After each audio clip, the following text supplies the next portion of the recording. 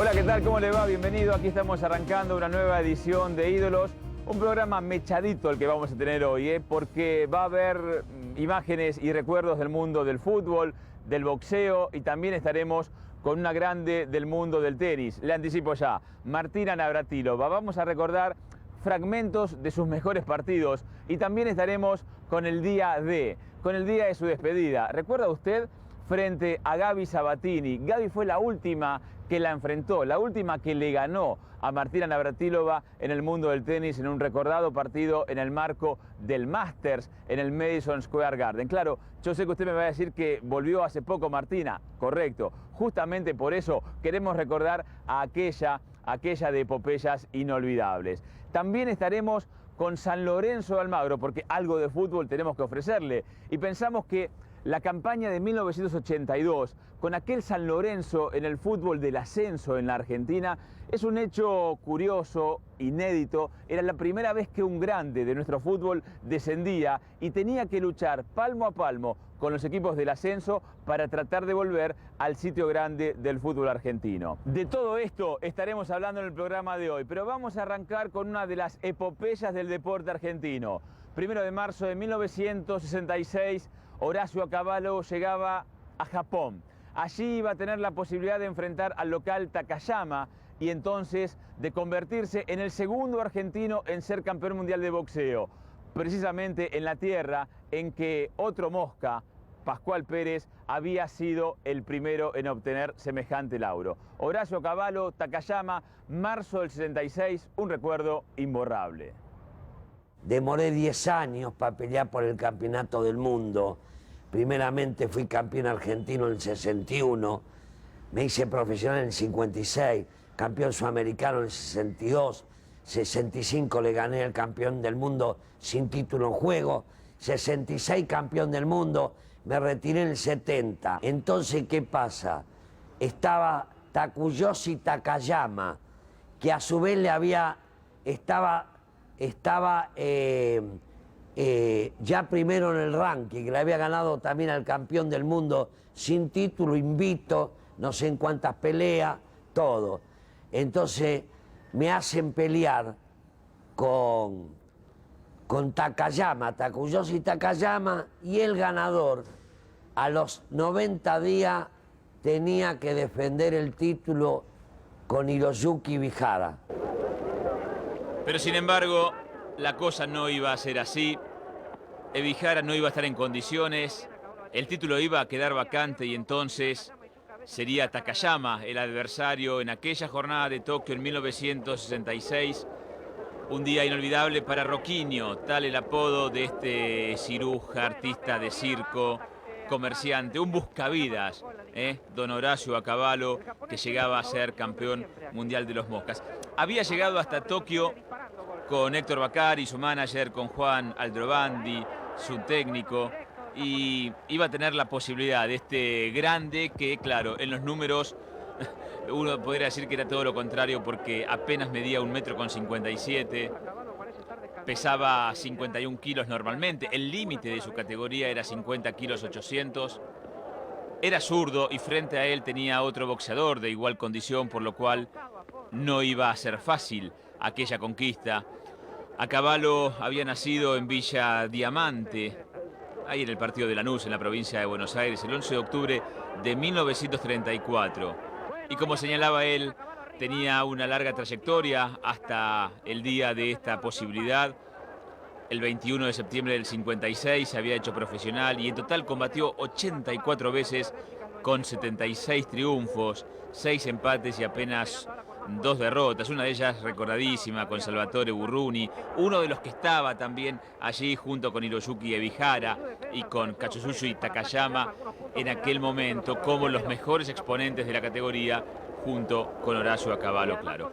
Estamos en el estadio Budoka de Tokio, 10.000 espectadores. El día en que Cavallo subió, ¿saben ustedes? Los hinchas de Racing con una bata con los colores de la academia que le habían regalado, por supuesto. Es fana del Racing Club, Horacio Cavallo. Ese día comió 3 churrascos y una ensalada de lechuga y tomate. Horacio querido, a ver cómo fue. Y era un poquito más alto que yo, pero yo tenía más físico y que ya yo tenía mucho físico, siempre y brazo largo. Y así se iban entonces los primeros asaltos, tratando uno y otro de evaluar al rival, de estudiarse. Aquel día en el estadio Budoka o Budoká, como usted prefiera, estaba don Eduardo Falú, entre otros argentinos, un puñado apenas había allí alentando por a caballo. Falú estaba de gira y fue a observar este combate que se realizó el martes 1 de marzo de 1966. Escuchemos a Ulises Barrera. A caballo, en su pretensión de buscar el cuerpo del japonés, se descubre a la cabeza y le da posibilidad. El entusiasmo del público aquí es indescriptible, como ustedes imaginan.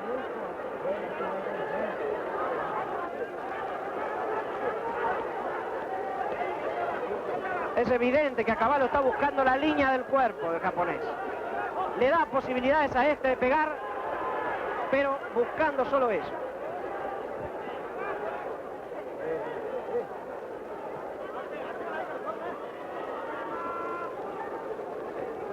Son 15 rounds y la cuesta puede ser muy dura si el japonés se mantiene en este ritmo.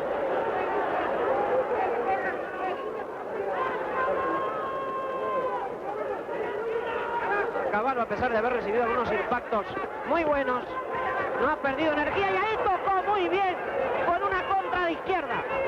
Ha vacilado evidentemente Takayama. Sentido el japonés. Ha aflojado su pierna. Y ahí tocó muy bien con la izquierda el japonés. Muy buena izquierda del japonés. Cuando termina el dramático cuarto round. Todos lugares del mundo se cuecen habas, donde cuando se hace un campeonato del mundo hay una reunión de prensa y se pone como en dos cajas de zapatos, se ponen los dos pares de guante, se lacran y se firma. Cuando llegamos arriba al ring en Tokio, Japón, a pelear el campeonato del mundo, estaba la caja la misma, la firma era la misma, el lacre lo mismo, pero los guantes eran otros. Y en esas condiciones adversas, entonces, estaba peleando Horacio a caballo buscando su título mundial después de tantos años de peregrinaje por Italia. No iba a desperdiciar el hombre esta chance.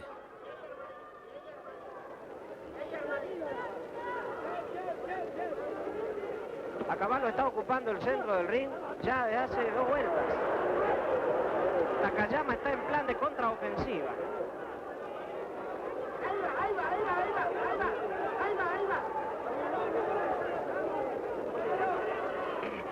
Pareciera no tener tantas energías Takayama ahora. Les dije a ustedes antes que el ritmo era muy intenso, son 15 rounds y se nos ocurre que hay que administrarse mejor.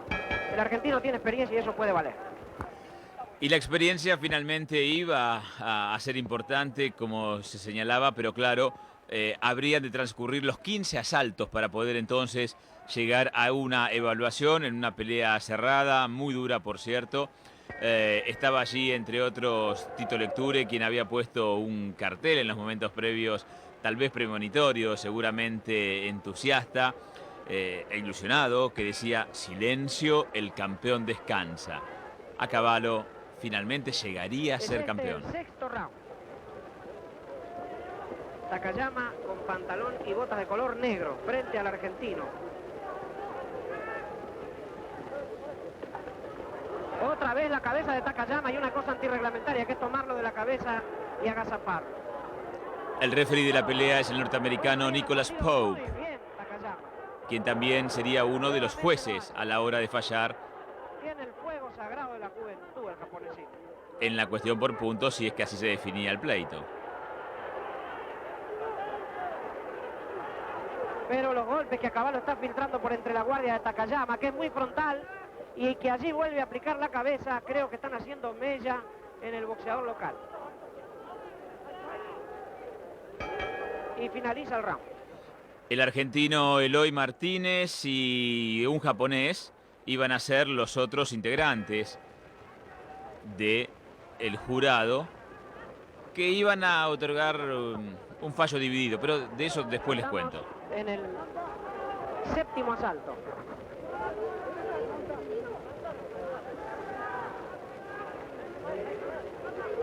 A Cavallo evidentemente se siente muy bien en lo que hace su estado atlético, porque a pesar de algunas circunstancias bastante duras y difíciles a que lo sometió su rival, y a estar sobrellevando el peso nervioso de toda esta responsabilidad ante un público extraño, permanece en su plan. Y allí está otra vez Takayama con golpes largos, sorprendiendo a un Cavallo desguarnecido.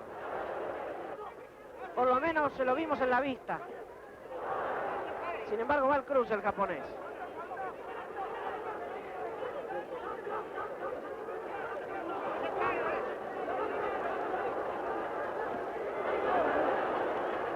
Y ha recibido ahí a Cavallo una tremenda derecha por avanzar desguarnecido.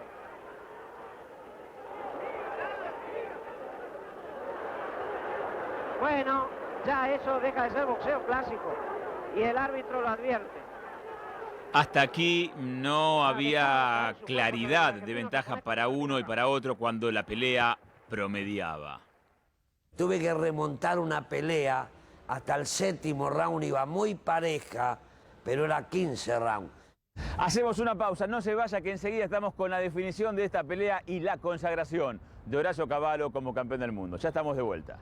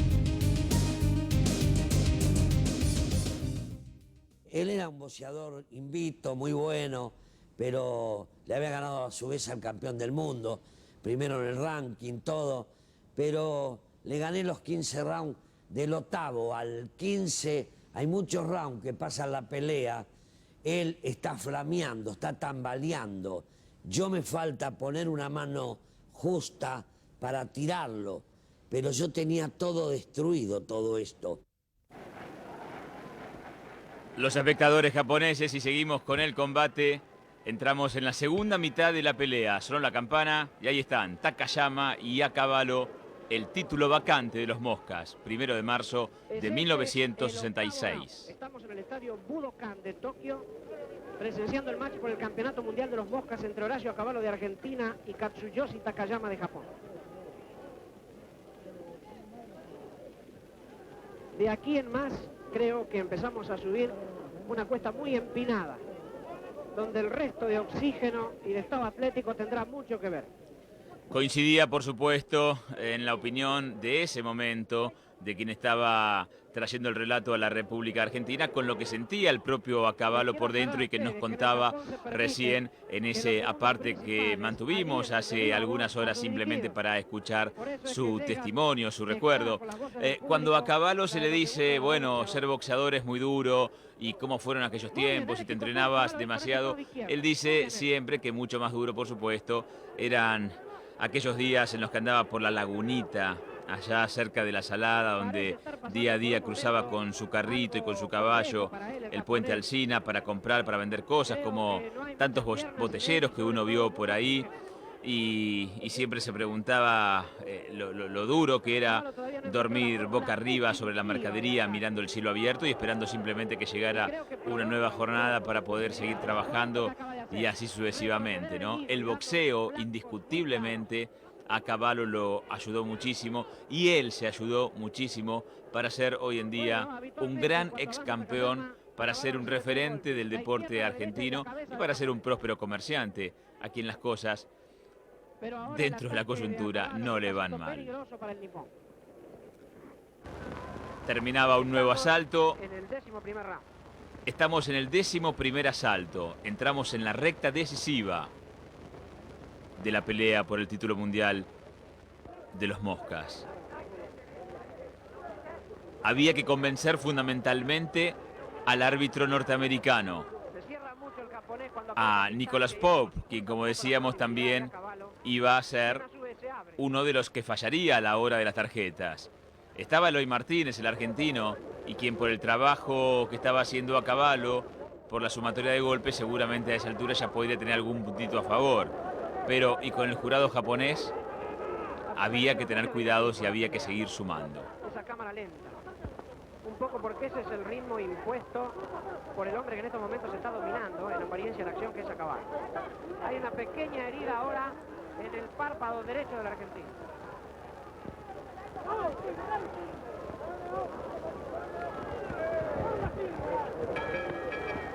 Otro round que se iba y ahora sí ya definitivamente el final, ¿no? Los rounds, los asaltos, donde poco hay para decidir en cuanto a tácticas y estrategias y mucho tiene que ver con el instinto, con las fuerzas que quedan, con poder aplicar los golpes justos para tratar a esa altura ya de convencer a los jurados, porque ni uno ni otro tenían capacidades para derribarse mutuamente.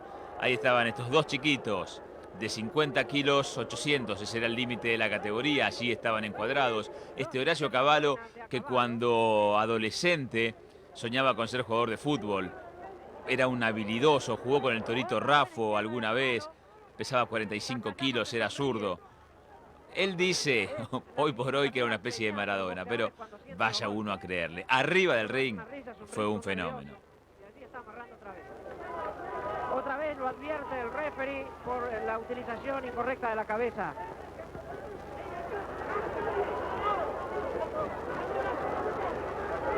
Pasando por un mal momento el japonés, que no encuentra otra solución que la que ustedes están viendo.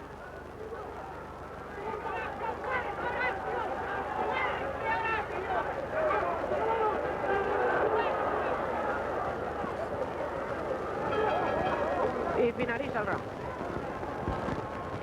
Cuando Cavallo volvía a la Argentina después de cada una de sus presentaciones en el exterior, era recibido siempre con autobombas, como un verdadero campeón, como un gran ídolo. Festejos que tenían lugar habitualmente en esa época, estamos hablando de los años 60. Era además un boxeador convocante, de hecho cada vez que peleaba en Luna Park el estadio estaba prácticamente a lleno, cuando ahí veíamos colocando una mano que desestabilizó al púgil local. Pero digo, además a Cavallo se las ingeniaba para que el estadio estaba lleno, era casi un boca a boca que él mismo propiciaba, se iba a tomar un café, se acercaba a una mesa, cuando veía que lo estaban mirando a él, se levantaba, él lo saludaba al señor que estaba ahí, le dice, a lo mejor con un grupo de amigos, ¿cómo le va, amigo? ¿Se acuerda de mí, no? Yo soy Cavallo, el campeón. Y por supuesto, el hombre saludado se daba el gusto con sus amigos, decía, sí, campeón, ¿cómo le va? Y entonces a Cavallo le decían, no me falle, venga a verme el sábado al Luna. Y así, prácticamente, 1 a 1 iba ganando adeptos para que lo fueran a ver. Este fue Cavallo, este es Cavallo, un tipo simple, un laburante de la vida que este día iba a llegar a la gloria final. Estamos entrando en los últimos 2 asaltos, vamos al 14º. Estamos en el 14º round. Ahí está la fuerza más anímica que física de ese Takayama que tenemos que admirar. Ya es instintivo el accionar de Takayama. Se para de manera muy deficiente y ya ven ustedes cómo. Finaliza el penúltimo round. Y ahora sí, entonces iban a ir al último y los japoneses prácticamente ya estaban resignados. Señores, y me anticipo al fallo, Horacio Cavallo ganaría el cetro mundial de los moscas. Iba a ser el nuevo campeón mundial, el segundo que la Argentina tendría, también en Tokio, también en Japón, también ante un japonés, también en la categoría moscas, al igual que Pascualito Pérez. Con su 1,57 m, con sus 50 kilos y algo más, aquel fakir, aquel trapecista, el ciruja, el botellero, llegaba a la cima del deporte mundial. Ganaba algunos mangos, se traía algunos relojes que luego revendería como para, de alguna manera, agrandar la bolsa.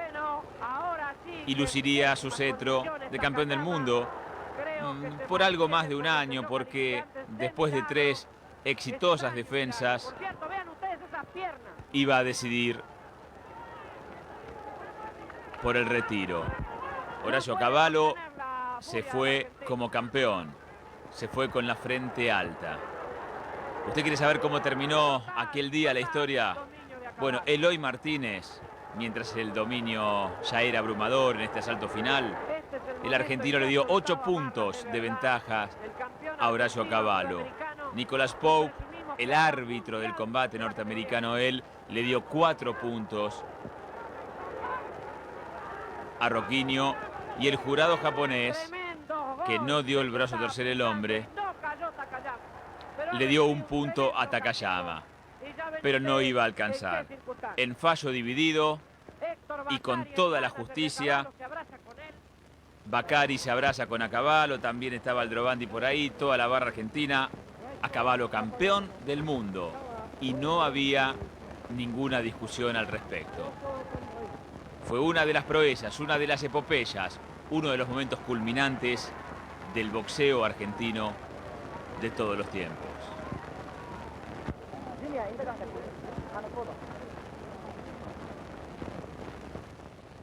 Después de Cavallo y esta actuación en el mundo del boxeo, hacemos una breve pausa. Cuando volvamos, estaremos en el capítulo del fútbol. Y así sí, atención hinchas de San Lorenzo, estaremos recordando el momento en el que el Ciclón estuvo en la B, año 82, la vuelta olímpica y todo eso aquí, en la continuidad de Ídolos. Ya volvemos.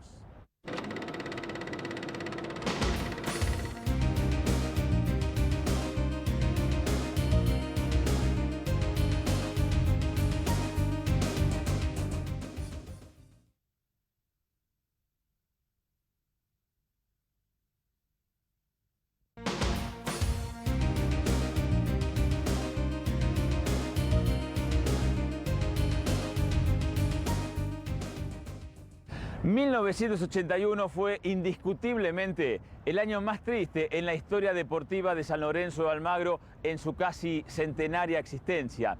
Uno no puede olvidarse de aquel año en el que Boca se consagraba campeón en un torneo en el que San Lorenzo iba a encontrar el descenso. ¿Cómo olvidar aquel partido frente a Argentinos Juniors con el penal marrado, con el penal sufrido y el descenso que hizo llorar a una populosa hinchada aquí en la República Argentina? Pero siempre hay una revancha en el mundo del fútbol y eso iba a ocurrir rápidamente. Un año más tarde, con el Toto Lorenzo, en 1982, San Lorenzo de Almagro produjo una auténtica revolución en el fútbol del ascenso. Llenó cada una de las canchas sábado a sábado cuando jugó de local en Ferro, en Vélez, y cuando le tocó ir a canchas que hasta el momento no había conocido, ni siquiera sus hinchas habían soñado con ir alguna vez. Pero San Lorenzo ganó, sumó puntos, llegó al título y entonces otra vez se colocaba entre los grandes del fútbol argentino. Vamos a recordar algunas imágenes de aquel equipo en el que sobresalían Insúa, Madelón, con el Toto Lorenzo y unos cuantos muchachos que le dieron una gran alegría a la gente de Boedo. Pero antes de la alegría estuvo la tristeza. Estas imágenes corresponden al 15 de agosto de 1981, estamos en la cancha de Ferro, San Lorenzo y Argentinos, el día que San Lorenzo, el primer grande de nuestro fútbol, se iba a la B. Primero Delgado que erraba un penal ante Ayes. Después San Lorenzo que sufría, le alcanzaba el empate, pero no. Salinas de penal, ganaba Argentinos, se salvaba y San Lorenzo al descenso. Y era un torneo bastante atípico para San Lorenzo, era la primera vez que se iba al descenso. Comenzaba un año bastante diferente a lo que estaba acostumbrado a la historia de San Lorenzo y se sabía que era la obligación inmediata subir en un año. Eso lo tenía muy en claro el técnico, que era el Toto Lorenzo, lo teníamos en claro los jugadores y bueno, todo el trabajo de pretemporada se basó en apuntar a arrancar ganando como finalmente sucedió.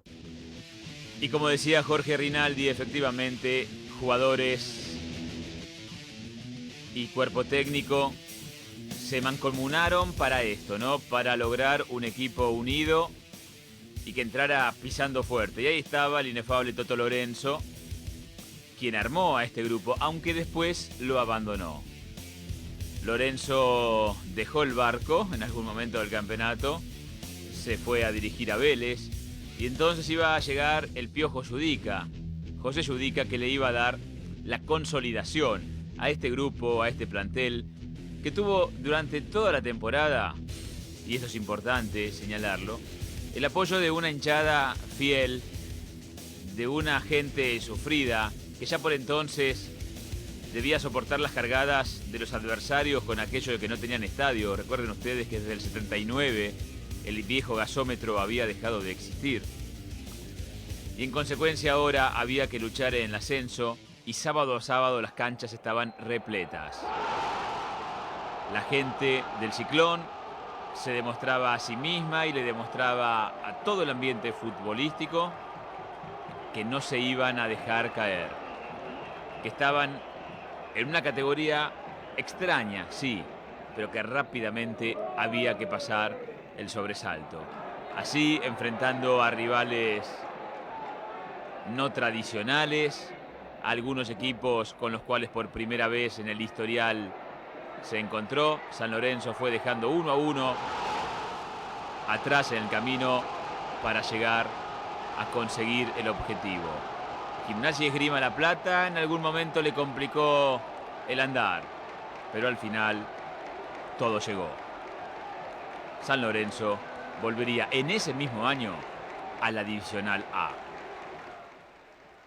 Arrancó ganando los 5 primeros partidos al hilo, tal es así que la gente empezó a acompañar de tal forma que se empezó haciendo de local en Ferro, se tuvo que pasar a jugar de local en Vélez porque la gente venía a montones, así que no costó encontrar el equipo, ya te digo, porque cuando los resultados acompañan nos daban mucho más oxígeno. Papelitos al aire y usted quiere nombres. Bueno, además de Rinaldi, Cousillas, Insúa, Verdecchia, Viaín, Schamberger, ¿se acuerda? Aquel marcador lateral, Armando Quinteros, Quiroga, Batalla. Eugenio Morel.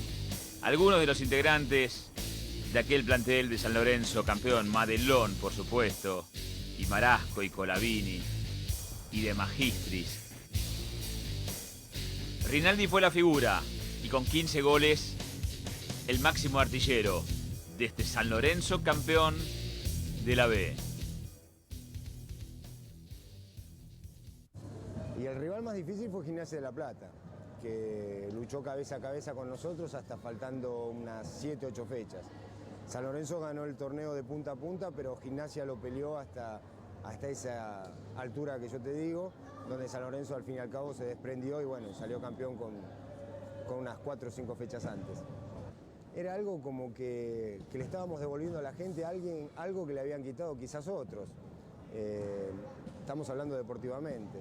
Pero creo que fue alivio y también calmar una ansiedad que nos había llevado durante todo el año a querer llegar a ese objetivo cuanto antes. El ingreso de San Lorenzo en cada partido era francamente conmovedor. De hecho, alteró una situación que prestigiosos relatores del fútbol de los domingos, por ejemplo, se pusieran a relatar los sábados. Este es el partido de la consagración. San Lorenzo enfrentando al Porvenir. 6 de noviembre de 1982. Y con ese tanto de penal se le ganaría al Porvenir por 1-0. Y en consecuencia, ya la diferencia de puntos con el escolta haría estéril cualquier tipo de intento por alcanzar el campeonato. San Lorenzo volvía, después de un año duro de tristezas, estaba otra vez en la A. Dejamos el fútbol. Cuando nos encontremos dentro de un minutito solamente, estaremos hablando de tenis, de una de las más grandes representantes del mundo del deporte blanco, como se decía antiguamente, de todos los tiempos. Una leyenda, un mito, Martina Navratilova. Ya volvemos, ¿eh?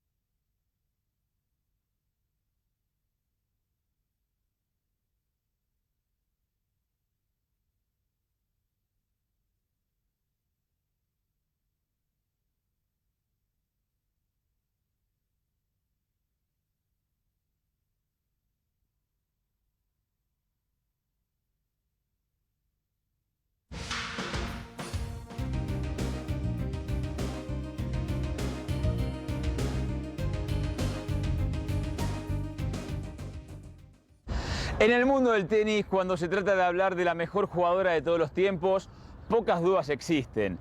Es cierto que algunos infieren, dejan entrever que Steffi Graf podría discutirle el sitial de la mejor, pero en realidad casi no hay dudas de que ella ha sido la más grande de todas las épocas.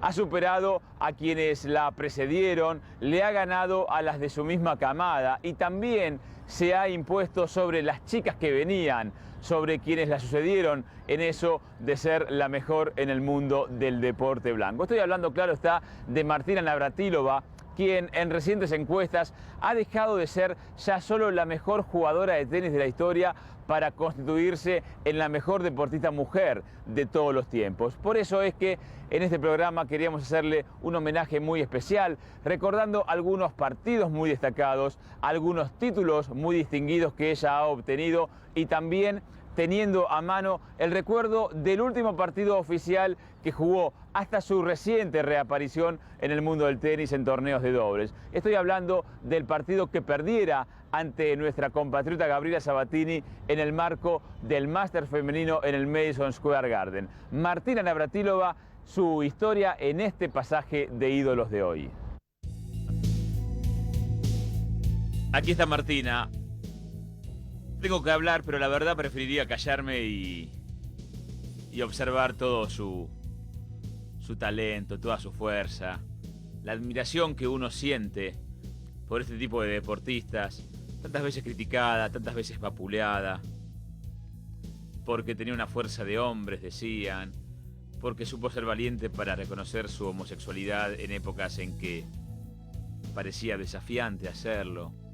Una Martina que sufrió muchísimo, que tuvo que emigrar de su Praga natal, que iba a recalar en los Estados Unidos, donde en los primeros tiempos, por supuesto, no era bien vista, no era bien recibida. Allí la local, la ídola, la admirada era Chris Evert. Y como alguna vez dijo Vilas, no hay lugar para dos números uno. En el corazón de la gente no hay lugar para dos ídolos. O sos de uno o sos del otro. Y si eran de Evert, no podían ser de Martina. Esta es la gran Navratilova, una deportista cabal. La veíamos esquiando, también es amante del básquetbol y por supuesto nunca ha dejado de lado la gimnasia. Ha sido absolutamente consciente de los cuidados físicos. Aquí justamente entrenando con su archirrival y con la vuelta de los años su íntima amiga, Chris Evert.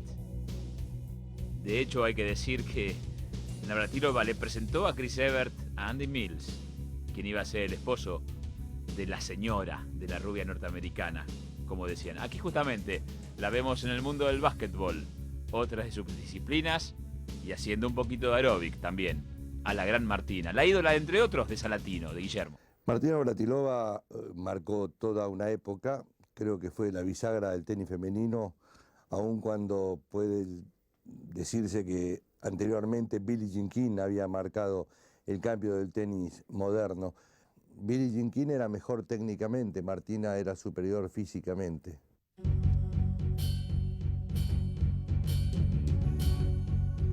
Aquí está junto a Billie Jean King, justamente, su modelo, un poco de quien aprendió mucho y a quien acompañó mucho también en el circuito. Los finales de una, los comienzos de otra.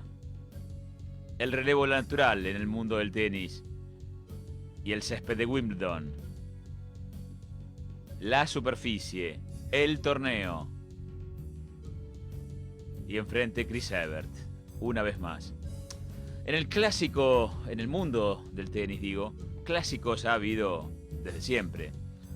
Entre las mujeres uno dice Billie Jean King y Margaret Court. Entre los hombres, bueno, en estos tiempos, Connors y McEnroe, Connors y Borg, Lendl y McEnroe, alguna vez Leiber Emerson. Pero este duelo es el duelo. Navratilova y Evert jugaron más de 70 partidos entre sí, jugaron más de 40 finales, jugaron en 4 continentes, en 33 países diferentes, y tienen un historial que favoreció finalmente a Navratilova por apenas 4 partidos, pero se iban alternando el dominio. De arranque, cuando empezaron a contar entre una y otra, los primeros 5 partidos los ganó Chris Evert. Después llegó a estar 24 adelante Evert. ¿Saben cuándo igualó Navratilova la línea? Recién en el 30-30. Una cosa increíble, una historia fantástica. Algún día seguramente alguien podrá hacer algún capítulo especial, no sé si en el cine o dónde, con estas dos verdaderas representantes genuinas de una época. Alguna vez Bud Collins, seguramente el más importante de los críticos de tenis del mundo, escribió que fueron tan grandes, teniendo en cuenta además la desgracia para una y otra de la existencia de la otra.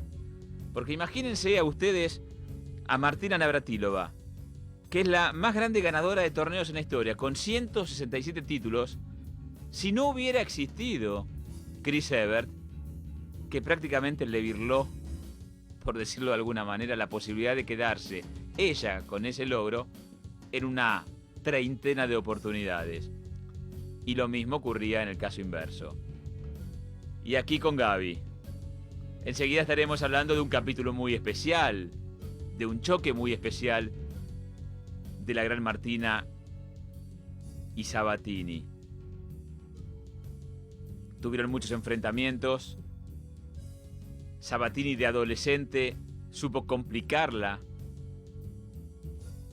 y supo ganarle, pero supo también ganarse el cariño de Navratilova, que siempre la quiso a Gabriela, y de hecho antes de aquel partido final señaló, bueno, si alguien tiene que ganarme, que sea Sabatini.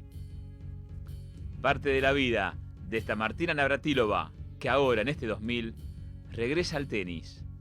Está en estos momentos jugando en Wimbledon a los 43 años.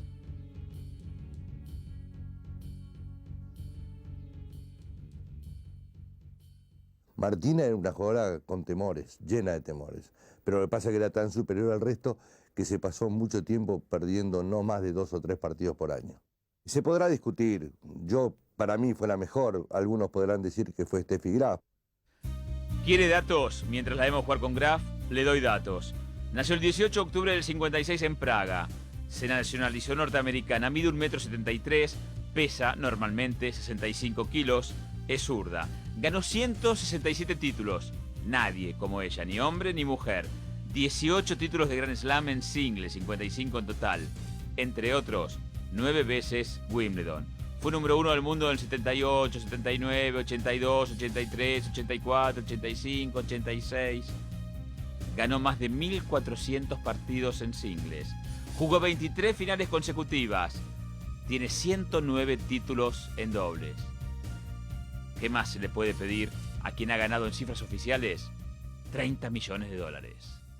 Ha tenido que ir a conferencias de prensa bajo juramento de la prensa de que solo se le iba a preguntar de tenis. A ella le tenía la cabeza ocupada de alguna manera con algún cierto complejo que no demostraba en la vida de relación, porque ella ha estado al frente de todo tipo de movimiento homosexual en los Estados Unidos, en San Diego, en todos lados. O sea que ella no tenía complejo, pero sí me parece que era una carga para manejarse dentro del mundo del tenis. La imagen ahora nos acerca a Jana Novotná, una checa que junto con Helena Suková y con Hana Manlikova supieron heredar y aprovechar todo lo que el espejo de Navratilova indiscutiblemente dejó para el crecimiento del tenis en Checoslovaquia, en su momento República Checa, hoy por hoy. Mientras seguimos con un popurrí de partidos, frente a Conchita Martínez, vamos a verla creo que con Mary Jo Fernández también, con diferentes adversarias. Martina, que jugó con varias generaciones y a todas las superó, con todas pudo realmente, y que sentía el tenis, porque esto realmente es lo que vale. Quiero hacer un alto en lo que decía Salatino hace un momento, el tema de su vida privada, el tema de aquella homosexualidad declarada, confesa, y que tantos problemas le trajo. Pero ella también hablaba abiertamente del tema. Alguna vez confesó que su debut sexual había sido con un hombre, y riéndose agregó al que le faltaba oficio y pasión. Tuvo muchas parejas, mujeres conocidas. Son públicos sus romances con Rita Mae Brown, la escritora. También tuvo deportistas como compañía, el caso de Nancy Lieberman, la mejor basquetbolista profesional norteamericana, la golfista Sandra Heaney, hasta la aparición de Judy Nelson, que fue indiscutiblemente su gran amor, ¿no? Hubo toda una relación, toda una novela en los Estados Unidos cuando hace no tantos años decidieron separarse, una separación multimillonaria que llegó a las primeras planas de los diarios norteamericanos y del mundo entero, claro está. Después iba a estar Cindy Nelson, una esquiadora norteamericana como compañera. En fin, tampoco nos interesa demasiado ahondar en la vida privada. Estamos aquí para recordar a esta gran deportista. Más allá, como decíamos, de que cada uno tenga su corazoncito y diga, no, Graf fue mejor porque ganó un Grand Slam en un mismo año, en el 88, y en cambio Martina nunca consiguió hacerlo. Sí pudo ganar los 4 torneos Grand Slam, pero en ocasiones consecutivas, no, bueno. Las imágenes la enfrentan con Connors. ¿Con un hombre? Sí, con un hombre, porque jugó la batalla de los sexos. Y ahí también demostraba que era una grande. Con ventaja, sí, perdiendo, no importa.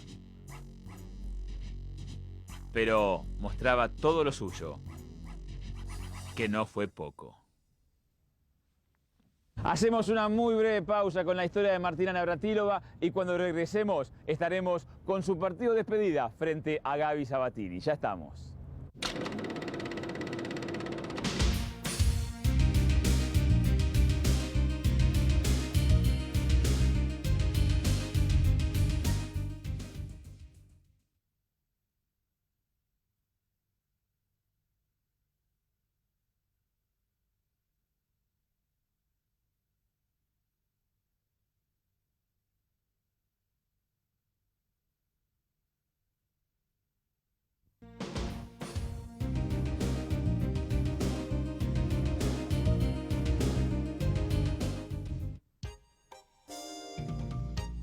Y estamos de vuelta con la historia de Martina Navratilova. Esta es la gran tenista cuando era pequeña, de la mano de sus padres. Sus padres fueron siempre muy permisivos en estos comienzos, allí pegando con su drive de derecha.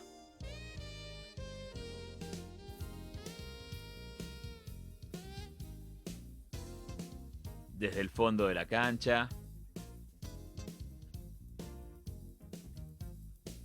Haciendo sus primeros pasos en el mundo del tenis. Digo que sus padres nunca la presionaron porque a Martina, por ejemplo, no le gusta que las chicas hoy en día arranquen de jóvenes. Dice que se pierde la escuela y la formación, y uno en parte comparte, por supuesto, estos juicios. Bueno, señores, el partido con Gaby, ahora sí. Esto ocurrió en aquella noche de mediados de noviembre de 1994 en el Madison Square Garden, en su primera presentación a Martina Navratilova, que había anunciado que ese era su último partido, su último torneo en realidad. No sabría ella que iba a ser su último partido.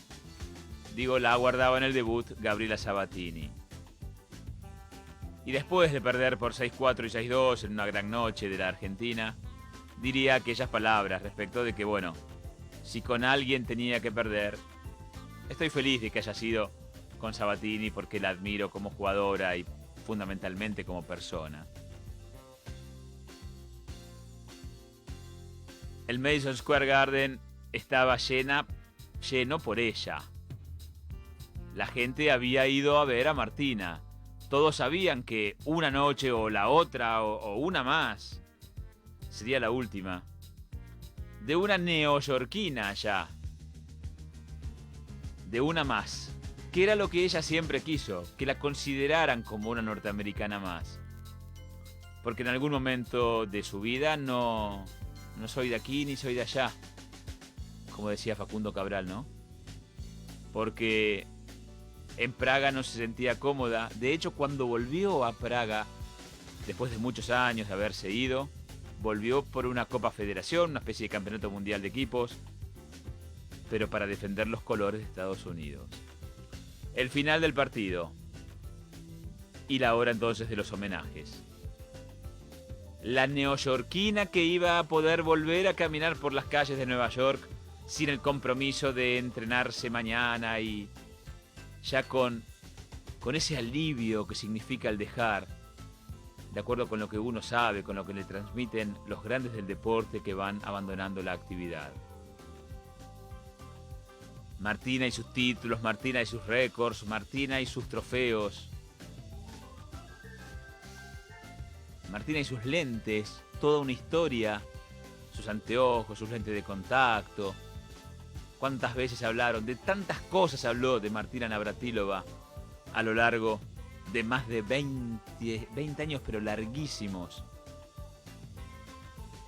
de figuración en los primeros planos del mundo del deporte.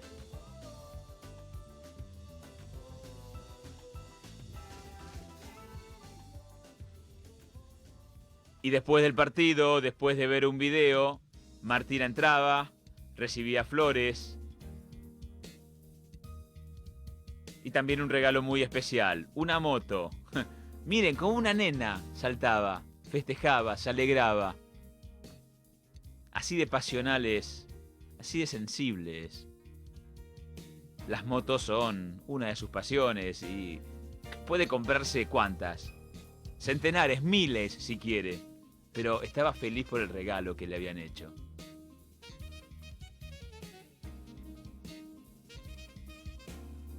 Estaba con algo de pintura, se había puesto coqueta, es coqueta. Porque su imagen en la cancha era su imagen en la cancha. Y no hay que confundir muchas veces lo que ocurre en el escenario, en el teatro de las acciones, con lo que es la persona en su vida de todos los días. El Madison llevaba al techo para siempre la bandera de Martina y el momento del retiro, como en los grandes de la NBA, ¿sí? Un momento sublime. Como tantos otros que se vivieron en aquella noche, donde iba a recibir el afecto de Billie Jean King, de sus amigos, de sus entrenadores, de la gente que siempre la quiso, de la gente que siempre estuvo a su lado y de los que hicieron posible que ella llegara a ser quien fue. Estoy hablando, por supuesto, de sus padres. Martina Navratilova, señores, y nuestro humilde homenaje a uno de los verdaderos ídolos de todos los tiempos.